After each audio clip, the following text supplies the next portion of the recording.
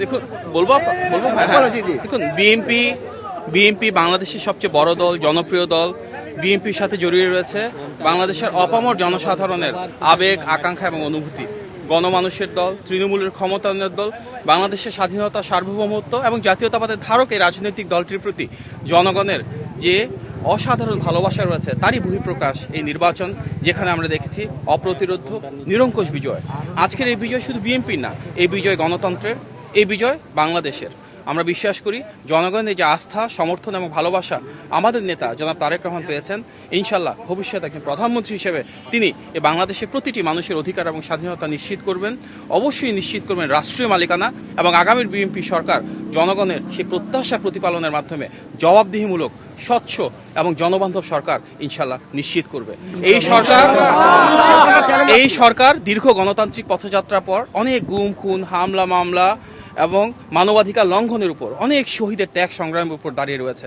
সুতরাং আমাদের নেতা ইনশাল্লাহ শহীদদের মায়েদের যে প্রত্যাশা সেটি পূরণ করবে এবং আগামী বাংলাদেশে প্রতিটি মানুষের ভাগ্যের পরিবর্তন করবে, সমস্যার সমাধান করবে, এই দেশের স্বাধীনতা, সার্বভৌমত্ব এবং গণতন্ত্র অটুট রাখবে। এটি আমাদের নেতা সুনিশ্চিত করবেন বলে আমরা বিশ্বাস করি। ধন্যবাদ। এটা হচ্ছে যে আজকে চেয়ারম্যান সাহেবের কোনো প্রোগ্রাম আছে কিনা, আমি শুনতে পাচ্ছি যে স্থায়ী কমিটিতে বৈঠক হওয়ার কথা আছে, সেটা কখন নাগাদ হতে পারে আপনি কিছু জানেন? দুঃখজনকভাবে আমি এই বিষয়ে অবগত নই, আমি জানলে পরে জানাবো। ধন্যবাদ।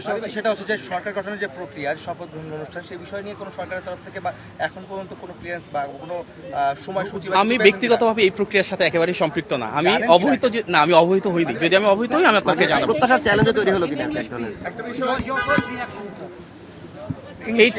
It's the victory of the people of Bangladesh, and we are very confident this democratic transition will ensure a free land again where every citizen's rights and freedoms will be protected, and together we're going to ensure inclusive development, human rights, rule of law and freedom of expression for Bangladesh to complete this democratic transition through free, fair and credible elections that everyone anticipated, and we want that this will stand as the empowerment of the people. Thank you.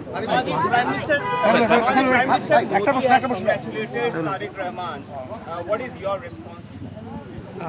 We are grateful for that. This is a gracious gesture, and of course as the global leaders continue to pour with congratulations and greetings, we'll of course ensure it's reciprocal, and our leader will respond in due time.